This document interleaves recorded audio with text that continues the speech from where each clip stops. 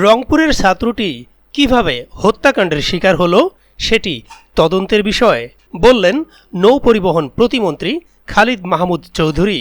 প্রিয় দর্শক, অনুরোধ রইল ভিডিওটিতে একটি লাইক দিয়ে আমাদের ইউটিউব চ্যানেলটি সাবস্ক্রাইব করে দিবেন এবং ভিডিওটি সম্পর্কে আপনার মূল্যবান মতামত কমেন্টস করে জানাবেন।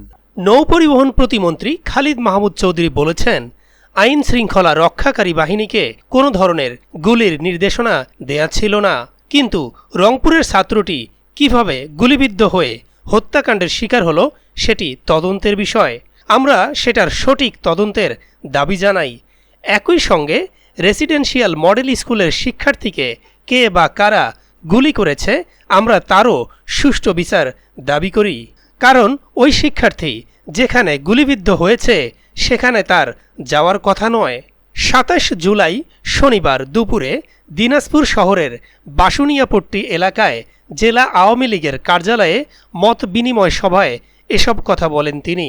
স্থানীয় আওয়ামী লীগের নেতাকর্মীদের উদ্দেশ্যে খালিদ মাহমুদ চৌধুরী বলেন, আমরা স্লোগান দেই, শেখ হাসিনা ভয় নাই, রাজপথ ছাড়ি নাই, কিন্তু আমরা রাজপথে থাকতে পারি নাই। স্লোগান দেব অথচ রাজপথে থাকব না, সেটা হতে পারে না। রাজনীতি কোনো আয়েশ করার জায়গা নয়। আমি রাজনীতিতে নাম লিখিয়েছি মানে বৃহৎ জনগোষ্ঠীর কাছে নিজেকে বিলিয়ে দিয়েছি। বিএনপি ও জামাত শিবিরকে উদ্দেশ্য করে প্রতিমন্ত্রী বলেন, বাংলাদেশের উপর ষড়যন্ত্র বারবার এসেছে, কোনো ষড়যন্ত্রই তারা সফল করতে পারেনি বলেই একটি মীমাংসিত ইস্যুকে কেন্দ্র করে ছাত্রদের প্রতিবাদী চিন্তা ভাবনাকে কাজে লাগিয়ে তারা বাংলাদেশকে জ্বালিয়ে দেওয়ার চেষ্টা করছে।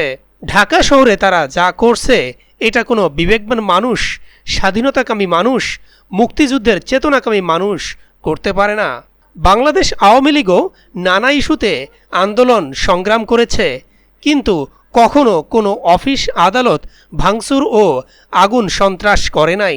আন্দোলনকারীদের উপর পুলিশের গুলি চালানোর বিষয়ে প্রতিমন্ত্রী বলেন, আজকে এই হত্যাকাণ্ড আমাদের উপর আইন শৃঙ্খলা রক্ষাকারী বাহিনীর উপর চাপিয়ে দেওয়ার দৃঢ় চেষ্টা করা হচ্ছে।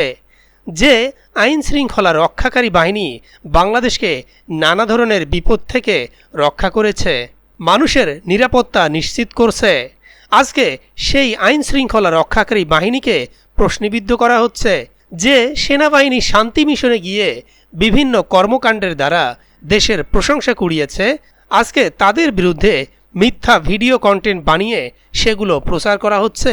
নেতাকর্মীদের ঐক্যবদ্ধ হওয়ার আহ্বান জানিয়ে খালিদ মাহমুদ বলেন, আওয়ামী লীগ ঐক্যবদ্ধ হলে জামাত শিবির কেন, পৃথিবীর এমন কেউ নাই যারা আমাদেরকে পরাজিত করবে।